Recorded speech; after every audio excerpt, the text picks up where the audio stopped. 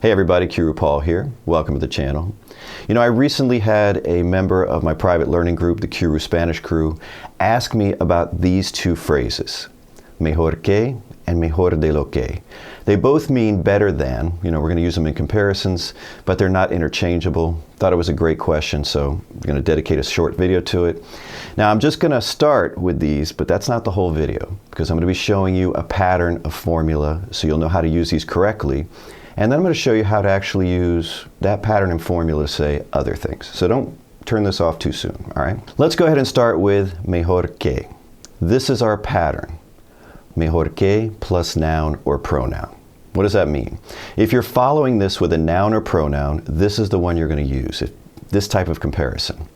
Maria sings better than her brother, right? Her brother, is that a noun?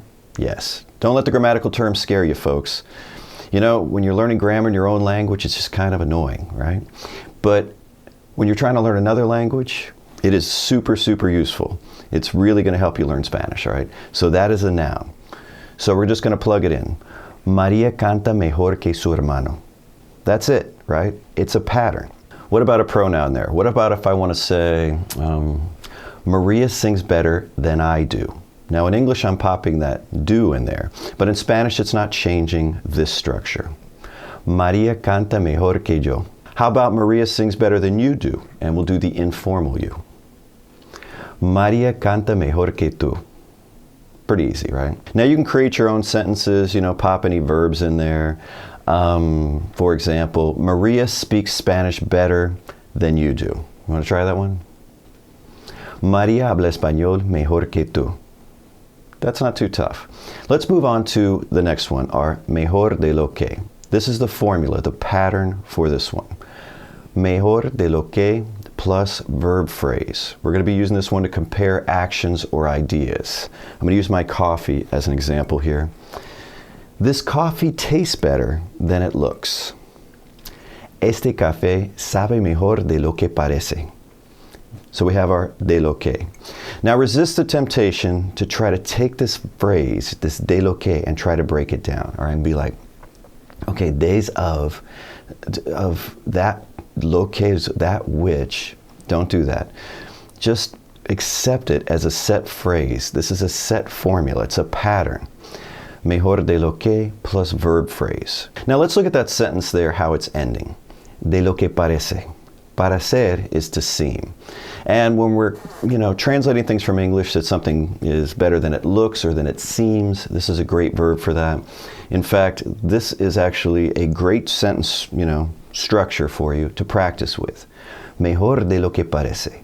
Better than it seems. Try this one. The hotel is better than it seems in the photos, or better than it looks in the photos. You ready? El hotel es mejor de lo que parece en las fotos. Did you get that one? All right, let's do one more, a little bit more difficult, maybe one in the past tense, and then I'm going to show you how to take these two patterns and really build out on them, all right? His explanation was better than I was expecting. And this is also a really common way that you're going to end these, you know, when something's better than it seems or better than you were expecting. So this is also useful. You ready? Su explicación fue mejor de lo que esperaba. So right on your word list, you can have like, mejor de lo que esperaba, and just make sentences all day long. Let's go ahead and expand on that a little bit, where we're still going to be using our formulas there, and we're going to be doing comparisons. But we don't always want to say better than or not better than.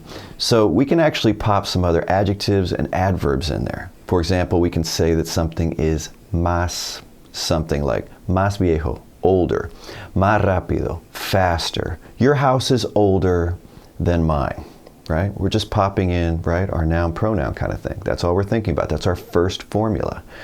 Tu casa es más vieja que la mía. But if I say your house is older than it seems or than it looks, we're back to that second formula. You want to try that one? Your house is older than it seems or than it looks. I guess than it looks sounds better in English. Ready? Tu casa es más vieja de lo que parece. We have that de lo que parece again. I really like that one. Try this one. This car is faster than it looks. Este carro or coche, depending which Spanish you're studying, es más rápido de lo que parece. Try this one. The problem is more complicated than it looks. El problema es más complicado de lo que parece. Did you get that one? Did you get el problema? That's one of those ma, pa, ta words. I call them that because they tend to end in ma, M-A, pa, P-A, or T-A, that come from Greek. They're going to be masculine even though they're ending in an A. But they look like English, don't they? Because we get them also. So, el problema, you probably know what that is. Another example would be like el planeta, the planet. That also comes from those. All right, so I gave you a couple super useful patterns. You can just put them in your Spanish toolbox, take them out, pop them into, into your sentences, working with other patterns. You're going to hear me say patterns a lot in the videos. Learning patterns is the fastest way to learn Spanish as an adult because you can logically create sentences that are grammatically correct. Even if you've never seen or heard that particular sentence or phrase in your life, it's still going to be correct. And once you're actually making your own sentences and talking to people, that's when you're going to be able to work on the next phase of the language, the tough one, the listening comprehension part, the one that everybody struggles with. And the reason is because it's not something you can do consciously, like create sentences. You're doing this logically, consciously. When you work on your listening comprehension, the only thing you can do is expose yourself to the language as much as possible and focus and, just hope your brain is identifying these little patterns, and sound patterns. And, what sounds like dolphins talking at first, you're like listening and it's like, after a while it becomes like dog. You're like, oh, dog. I got a word. Let the dog out. Ooh, I got that part. And it just starts to make sense, but it's not something you're doing consciously or logically. But follow this. Focus on patterns. You can control what you say to someone. And just through that exposure and conversations, you're going to get better at the listening comprehension. You're going to get better at Spanish. You're going to be able to reach your goals of being functional, fluent, whatever your goal is, all right? Okay, I went way off on a tangent on that one. Sorry about that, folks. Nobody's watching at this point anyway, so I'll just go ahead and wrap it up. I'm out of coffee anyway. If you enjoyed the video and you're still here, do me a favor, remember to give it a thumbs up. And until next time, hasta luego.